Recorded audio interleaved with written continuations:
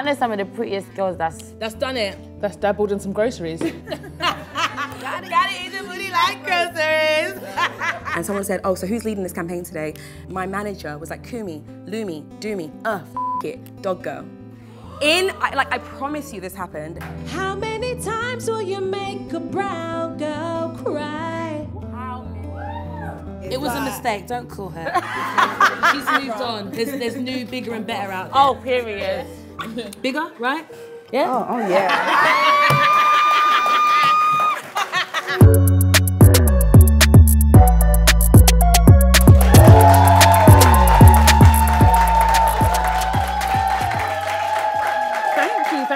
Hi everybody, I'm your host Audrey and welcome to our brand new series, Talk That Talk, where we'll be dissecting the themes from our favourite Prime Video shows. This season is all about Harlem, a show that follows the lives of 4 best friends living in New York. Do you want to meet some of my best friends? Yeah! Let's bring out the ladies. Wunmi Bello. Come on. Thanks guys. We have a moment for the outfit. Come on. Kaz.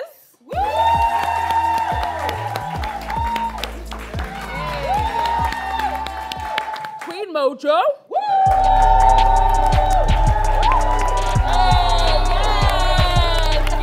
And last but definitely not least, Miss Bang.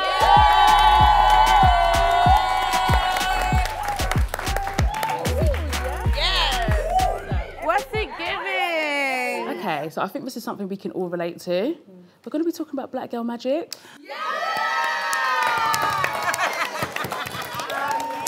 Let's just go around the table. Okay, black girl magic. I think being able to just live unapologetically, comfortably in your skin and being able to just embrace it and everything that comes with just being a black woman. Period. Or black girl. So to me, I didn't grow up in a black household or like a black family. So when Black Girl Magic came about and became popular, it was a chance for me to be like, oh, this is maybe part of the culture that I missed out on. Of course, to have fun and enjoy the colour of my skin, but I think there are just a few things that I've had to learn along the way. That's beautiful. Wunmi? Okay, so when the word first or the terminology first came about, I think I loved it. I loved the idea of it, you know, representing black women and the idea that we are incredible beings, which we are, you know. Absolutely, right? However, I don't know, recently I just don't really know if I'm in love with it just because I feel like I don't like the identity that it's kind of holding at the moment. It kind of feels like it's moving from a space of the idea of just like owning your blackness, owning who you are, to almost like black women are this superhuman beings who are just so far removed from like other women. I just don't like that idea because I feel like it limits us and kind of puts us in a bracket where, you know, when we used to talk about, what was it? When people used to say, oh, you know, people still say black women are so strong, we never get angry, or we're always angry, or we're never sad, and we're da-da-da-da. I feel like it's kind of starting to sit under that umbrella and that makes me feel really uncomfortable. Like a standard's been set. And it's kind of like, I feel like for me, I still very much love black girl magic. I feel like it's something we naturally possess. It's the melanin, it's the source, it's the natural rhythm, it's the, you know, like I'm going to love my natural features, my big lips, things that were kind of frowned upon when we was younger. I feel like now it's become the cool thing and people are paying for it, and I feel like just naturally it's just something we have. Period. We're going to dig a little bit deeper, but first of all, let's check out a clip from Harlem. What do you think? You ready to sell Q and take your seat at the big kids' table, Ty? What do I think? I think only a f***ing idiot would agree to that kind of valuation. And of the two of us, I'd say I'm not the one who looks like a f***ing idiot. Nice suit, by the way. Give 1987 my regards. Q is the only online dating app worth the that's reaching the fastest growing market there is. I love this scene. It's my favorite scene. So do I want to join your seat at the big kids' table? I'm a grown-ass woman. And I'm of 2 minds. No. And hell no. But thanks for dropping by, Rick. You sure you want to, I mean, surely you can weigh in here. My assistant? You are my assistant to weigh in on my decision. Oh, he's your, really? Yeah, really. What? Why? Evidently, as a black woman, I have to come out the gate already as the best. Meanwhile, there's white boys walking around with half my resume who already have tenure. I just don't understand, why can't I grow into the role like everyone else? See, I've been saying that this whole black excellence movement was a tool of oppression, but y'all don't listen to Angie. And yes, okay, so I had a few missteps, but now that defines my career, defines me? So So there was a lot going on in those clips, but I just wanted to circle back to what you were saying, Wunmi, actually, because I thought we saw a perfect example of it at the end with Camille's character when she was talking about having to be the best and having to work twice as hard. And I think Angie made a comment about black excellence being oppressive. It feels like we need to, the only time we get given that label is when we're at the forefront of our careers and we're thriving and we're leading, but the amount of work that we have to do to even get to that level, it is ridiculous in comparison to like our white counterparts. And I think that's my problem with the whole black girl magic notion, you know? Yes. And you know what? If you sort of like, what's the word again, love bomb someone and say, yeah, you're so amazing, you're so brilliant, when you know they don't have the tools or the access to those tools or the opportunities to be great, you are technically oppressing them. It's quite narcissistic. Yeah, maybe there is a real point to that black excellence being another tool of oppression in that we're not allowed to fall short, because when we do, we feel like we're failures and then just give up completely and then kind of just in a cycle and it runs around. Really, really interesting. Has that black girl magic terminology ever affected you guys' I guess, transition in your various industry and career? I guess maybe I've just missed out on like maybe when my mental health has dipped and whatnot, because people say black women don't really realise that they're depressed. They just think they're failing. And I'm like, oh, wow. For the longest while, we haven't received positive messaging about black womanness. And for me, like, black girl magic it's amazing, but I've always suffered from imposter syndrome. Like, that is always been my thing. And the thing is, it didn't matter what space I was in, whether I was in an office, whether I used to work in a CAF child. Even in the CAF, I felt like, oh my God, do I belong here? We can't be excellent all the time, and I don't want my humanity to only be valued when I'm being excellent, because I just want to be valued for just being human. Do you know what I mean? I just want to exist. I just want to live. I don't want to have to be perfect all the time. I don't want to have to be performing all the time. I don't want to have to always be excellent. I just want to be respected as just a woman. We're held to a standard in a sense, but I feel like for me, that's separate from black girl magic. I don't really use the term black girl magic anymore. I just feel like I am magical, I'm not gonna lie. But as a black woman, I do feel like you have to be so on point. Like, why is it when a black girl can dance and she has rhythm, no one gets gassed about it, but if a white girl, for instance, has got rhythm, if everyone wants to hype it up, yeah, so lit, like, not saying it's not lit, but why is it that I'm held to a different standard? Like, I feel like I have to do so much more to be classed as great. So it's a bit hard in that sense, I guess. Yeah, and someone said to me once, black women, we're apparently so loud, yet no one ever sees us. We're always ignored, we're always at the bottom of the totem pole, and it's like, that really stuck with me, because it's so true. You know, it sounds all a bit, but you know, there's loads of good things, and I loved what Ty did when she really like spoke her truth and she read that man for filth in that boardroom. And we saw like a lot of microaggressions as well in the clip and stuff like that. How do you navigate those situations now? Yeah, I mean, I dealt with microaggressions publicly, everyone saw it. You better talk about it. I want to be human and just exist in the same way as everybody else. So when you deal with things like microaggressions, a lot of people don't actually understand what microaggressions actually are, because they're so minuscule, they're so small. It's a subliminal, you know? It's like, oh, it has changed. And? What do you want me to say? For me, the way I deal with things is with as much grace as I can. I can't meet them at that tone, because then I'll be perceived a certain way. Yeah, I'm not gracious at all. I don't think I was waiting. Thank you so much. Because you made with your microaggression, you just made me feel uncomfortable. So I'm gonna educate you and make you feel uncomfortable, and we will sit and stare at each other in this awkward moment, and you will deal with it.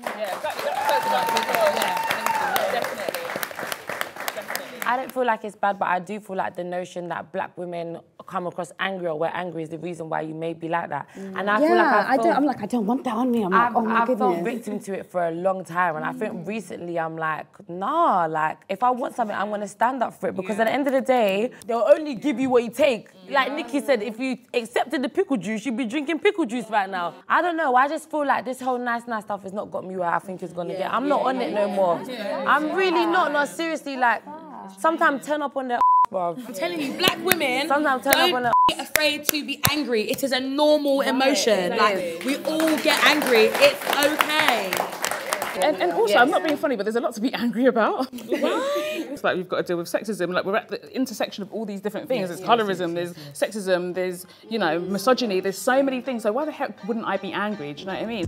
As women, do you think as we can have it all, ultimately, that's what I'm trying to say. Do you think you can have the career, the man, the children, and all at the same time? I was having a conversation with a friend of mine, a guy friend, we were on the phone, he was just like, oh, you know, my cousin or whoever got engaged recently, and I realised that women who get engaged, the quickest tend to be the women who sit on a more traditional side of things. I was like, what does that mean? Like, break that down for me a little bit. The guy said the guy said that to me. I think like those days of like the trophy wife, they're gone. I think it's all about the power couple. Yes. Do you know what I mean? Like, I think like, forget being a trophy, not forget, if that's your bag, please do you. I'm not judging, but for me, that's what I like the idea of. Like, both of us are like, we're both winning and we're both bringing something to the, oh no, not that I sound like Kevin Samuels. But this whole thing about traditional women, I don't understand why there's so many men that want women to submit, but they're not ready to lead. It doesn't make sense. Oh, you're not ready to let the lead. heavens sing. All these things that, like Kevin said, we talking about, oh, high value man. A high value man, what, that makes money? I make money too. I want a man that obviously has a similar income, but in the same breath, it takes more than that for you to be a high value man in my eyes. Yeah. Babe, you need to lead. You need to know how to lead. I need to be able to trust you. A lot of, they're not ready. They can't do it, so. What do you want from us? I don't really know. In your dating experience in general, do you feel like you've experienced men almost being intimidated by your drive and just you going after what you want so intentionally? Lack of ambition gives me the ick. And if you are intimidated or bothered by how far I want to go and you say, oh yeah, do your thing, I see you doing your thing, I see you shining. Oh, you don't like that? When that's all they've got to say. What if your man says, I want to be like you, bro? Just trying to be like you. Major side eye. Have any of you guys ever had a man that is like in a bit of competition with you? Have you ever experienced that? I've been with a woman that was in competition. That's one thing I had yet for me. Okay, I'm gonna give you no. I can't diagnose anybody, but I feel like I've experienced, like, you know, people just, that's a bit narcissistic, I would say. Come on. Everything I did, he had to, like, one-up it. If, say, for instance, I said, oh, babe, I've got to deal with this brand, like a certain sports brand. He's like, oh, well, I might get this deal with this brand. And I'm like, bro, like, what? Like, this is not about you. And when you're dating someone or with someone like that, that can really break you, because when you really love and trust someone, you value their opinion so highly. Like, we should motivate each other, but not compete like you need to do better than me. Like, everything I do, you're trying to have a one-up on me. That's not cool. What's the difference between someone that feels motivated by you and inspired to, like, because we always say that we want a guy to be doing better than us. So then if he is trying to do better... Wait, is that what you want? I know. What does that mean? I don't mind the guy. I don't mind the guy doing better than me. Okay, so for the most part, if you're a successful woman, you want someone on your level or doing better. Oh, okay. Okay, so what I was going to say was, how do you determine what, if he's competing with you or if he feels motivated and inspired by you? But I think it's what you were saying when it's one-upmanship. I remember when I first got my license. So I went and then I came back and I was like, babe, like I passed, and like he did not celebrate me, not 1 second. He was like, oh, so what are you gonna do now? Just go link man in your car, yeah? I was like, so you just got your license 3 months ago. Is that what you've been doing, Abi? You've been linking girls. He snitched on himself. He snitched on himself. Like there was not even, oh, congrats, babe, This reminded me of one of my experiences. So, gosh, we're really out here exposing relationships. I'm not gonna lie, I don't give a heck. And if you see this, you know who you are. You know. I dated a woman, right? That competition alone, like, oh, whose eyebrows, whose lashes are fleekier. That was one issue, right? I could never. See, no, that's just too much. It was intense. I remember saying to her, oh, I want some competition. I'm going to host my own talk show. Like, I'm so excited. This was years ago. And here you are. And here I am, by the way. Oh, hi. You're watching. You think nothing's going to happen. So I told her I won this competition. She was like, oh, the Mojo show. No one's going to come, hon. And I just thought, wow. Obviously, no, babe, you're cancelled. Red flag. Her response was always, okay. Oh, you think being with Miss Banks is going to help you? Okay, cool. And I'm like, whoa, are you okay? Like, run up. Why are you run up. But it helps. Sorry. We good. Absolutely. Well, this was a really, really good discussion, ladies. But we're going to take it to the studio audience. Oh, we've got a gentleman. He does not look happy. Look at him, he's ready to fight us. No, I don't think the men are offended. No, I'm good. It's just my resting face. Sorry, guys. Okay. Sorry, sir. What's your name and where are you from? I'm Jerome. I'm from London. From the clip that we watched earlier, I'd like to ask how you ladies have found it navigating in business as a black woman in situations such as the one that we saw on the clip, and are there any tips that you can give to any young women or any young black women? I feel like as an artist, one thing I've noticed, and I don't want to really say it because I feel like sometimes when I say certain things I'm gaslighted a bit, but I do feel like as the black woman, you get offered less than your counterparts, less than the white woman and less than the white man. And this is not against the white woman and white man for getting paid, that's you lots, whatever, but I'm just saying, like, based on the talent, I feel like I'm as good as, like what Megan Good was saying, she's as good as some of her white male counterparts, so she has more of the qualifications than them, but she's struggling to get a position. I've been through a lot of that in the industry, so my way of helping is I stand my ground, I set my boundary and I know my worth and I don't take no small change for nothing. All right, ever. I don't do it. Because if I keep taking the little stuff, the next black girl after me is going to be getting offered small food as well. And how are we going to thrive? So I said it before, one of my main things is a good example is like with festival lineups and bookings, I don't take small change for nothing. I take what I'm worth. Because if I keep taking the small change, you're going to keep offering the girls small change. And people will complain, oh, there's not enough girls on the lineup, but I'm not there for a reason. They're not paying me right. Ooh. So I'm not pulling up. That's it. That's it. Yeah, I like that energy. That is such a word. How about you with me in like the influencer world? Yeah. I remember I finished uni and I went to go work with an influencer agency. I'm not going to expose their name, but they deserve to be exposed. And I had to like send out emails to like various, influencers, etc. So I could literally see the difference in the pay that they were giving the black influencers. I remember when the first time I raised my voice, I was just like, I just think this is my first week. I'm a bit of a sharp mouth, so I'm just talking, and they're like, this small babe, like anyway. So I was allowed to bring my dog in every day because it was a very chilled workspace. You can bring your dog in. So I'm in this group chat and someone said, oh, so who's leading this campaign today? This woman, my manager, was like, Kumi, Lumi, do me, it, dog girl. I promise you this happened. In the group chat, I have never felt so small in my life. Like, firstly, my name is Wunmi. Where's she from, by the way? Sorry. She's a white woman. Yeah, she's a white woman. Yeah, it was a white-led company. Very disrespectful. It was a lot. This is the type of stuff we're talking about, microaggression. Yeah. She came charging up the staircase and she was like, oh my God, I'm so sorry. Can I buy you Starbucks? I said, Starbucks, honey. Starbucks. I'll fling my fist in your jaw about Starbucks. Okay, I want to get one more question from the audience. Anybody over here? Oh, lovely lady in the black top. Hi, my name is Nicole. Hey, Nicole. And my question was, as you guys are influencers now and you have a platform, how do you plan to change the narrative and promote black excellence and out how industries alienate black women and oppress them? Everything I do is for little black girls, basically.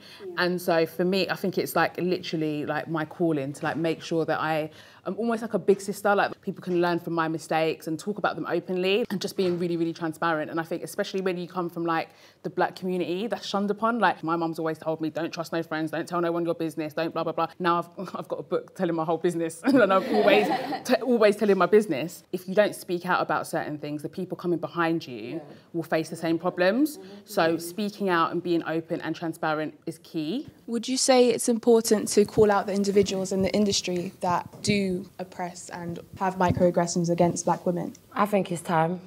I think it's time.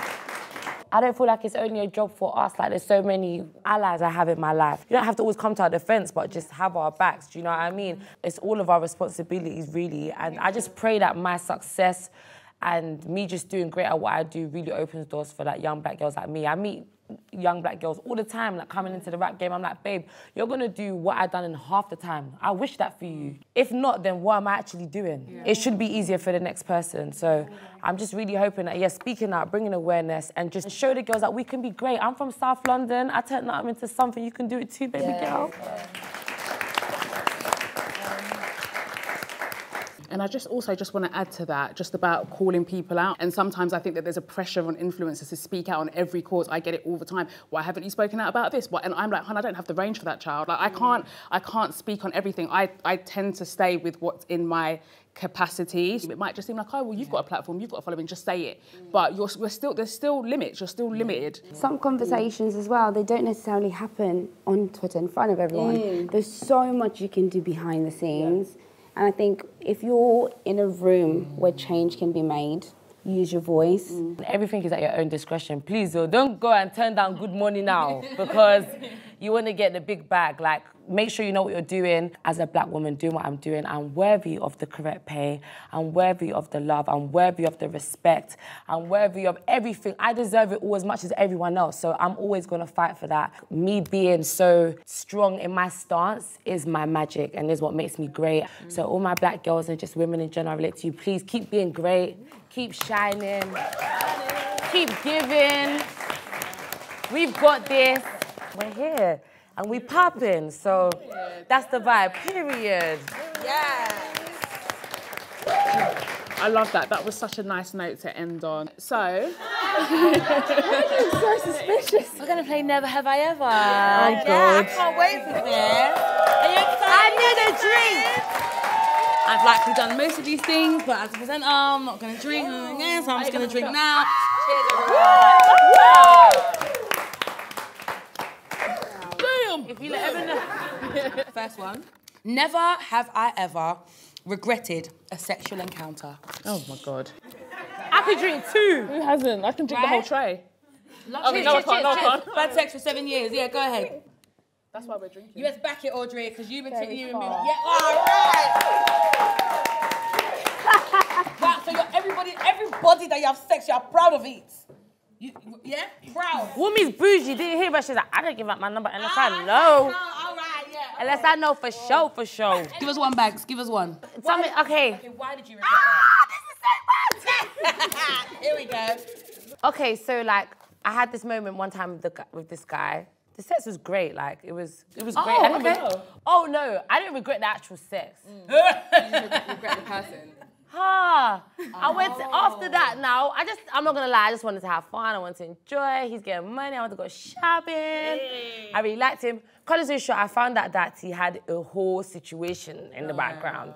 What? As in a female? As in, he had a woman. He was with child. The child wasn't even one. He's a bad guy. Disaster. And if you're seeing this, just stay away from me. You know who you are. Wow, what a wow. What a wow. Kaz, would you care to? I just don't like the person anymore. I'm like, why did I do that? Yeah. Why? Why? It was a mistake. Don't call her. She's moved on. There's new, bigger and better out there. Oh, period. Bigger, right? Yeah. Oh yeah. All right, next one. If anyone's watched Harlem and you watch the first episode, you'll see that Camille goes home with, I think it's a college student, right? Yeah. And has a little fun with him. So the next question is, never. He wanted to get his Never, not done it. I'm not gonna ask if you've done it or not, because okay, cool. But never have I ever been asked by a guy to, dabble in the back door? Thunder will fire you if you ask me a stupid question. I would never. What? No. I know what you're asking. Oh, okay. I know some of the prettiest girls that's done it. That's dabbled in some groceries. Gotta eat the booty like groceries. Kaz is looking mad suspect. I don't want to call you out, sis. But you're looking at me and I'm like, I'm just vibing. I'm just vibing. I'm trying to think. Vibing. Really? Okay.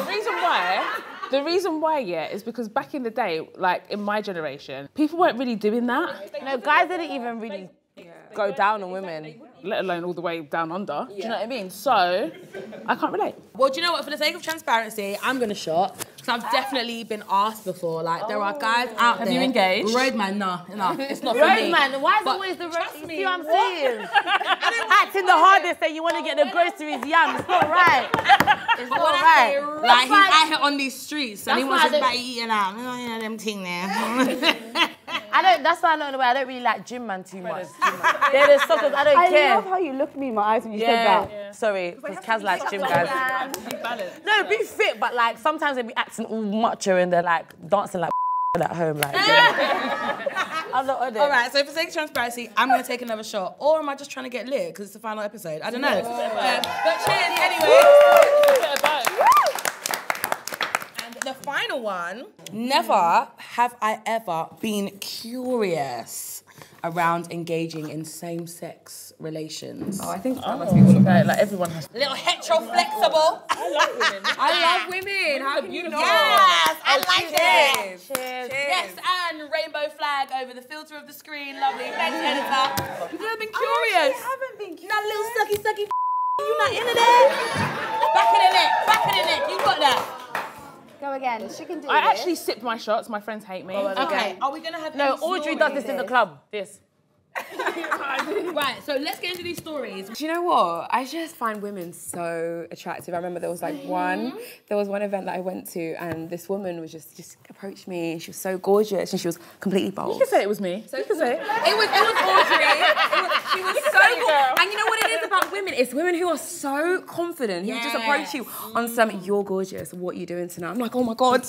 I'm not all the way there, but I do find you attractive. So I've never like gone all the way, but I'm like happy to like flirt and engage if I find you attractive. Oh! All right. What are you telling me? Another shot, yeah? Should we do it? If you want to give me half of yours. Anyone want to join in? Cheers me, Josie. I'll finish my other one. Right. Oh!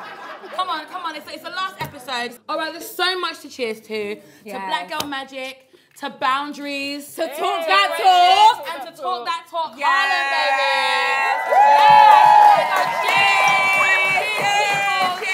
Cheers, baby. Cheers.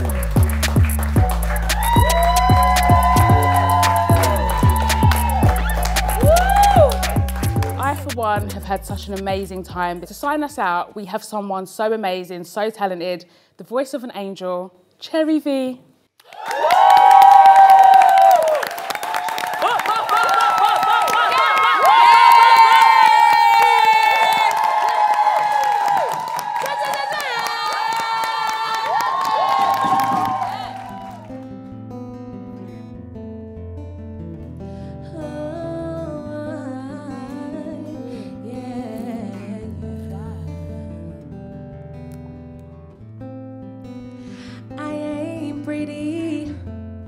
I'm on the other side of beauty. So they tell me the ones who like me, they ain't choosy. I ain't got it. And I would sparkle if I was lighter. She's talking, you see what I'm saying? You hear what she's saying? How many times will you make a brown girl cry? You feel the same no matter how many years have gone by. The world is gonna tell me so many things. What am I gonna believe? I just gotta close my eyes and whisper, today I'm choosing me. Don't let your crown fall down, my queen. Don't let your light go out, stay beaming, yeah. Don't let your sisters drown, my kings. Yes. Hold her up way high. Remember who gave you life. He don't measure.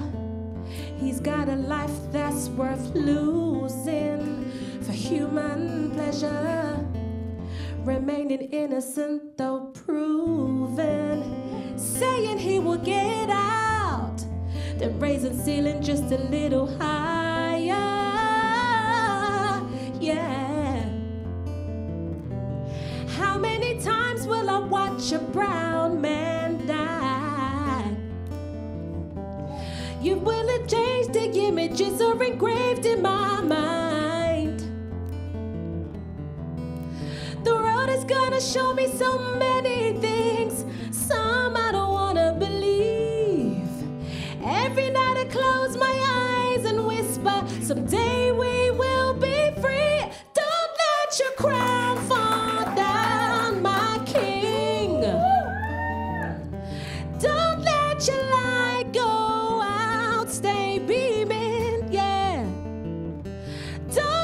let your sisters drown my kings. Hold her up way high. Remember she gave you life. Don't feed the narrative. You're not what they do, no. Hold your head a little bit higher till you see the view.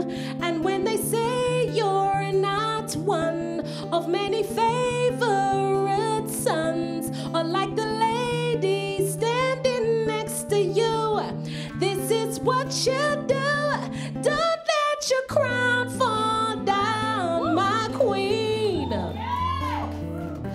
Don't let your light go out, stay beaming, yeah.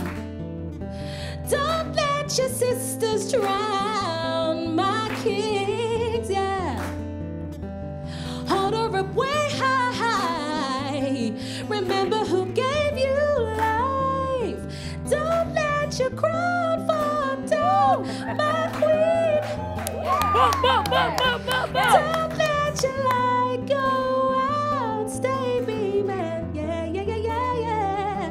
Don't let your sisters drown my kings. Hold her up way high. Remember she gave you life.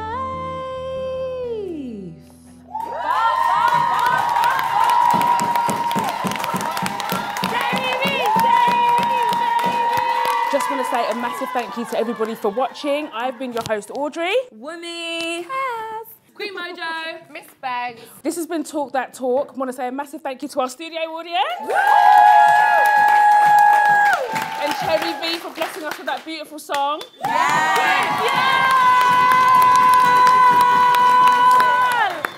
Make sure that you check out Harlem on Prime Videos, and we will see you next time.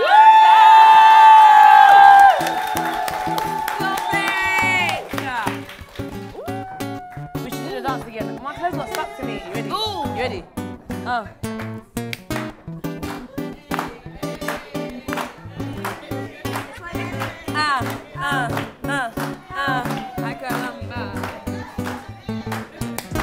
Women, be the boss. Demand change when you want it. Stop apologizing so damn much. Men, do what the women say without question. I want us to get out of those comfort zones.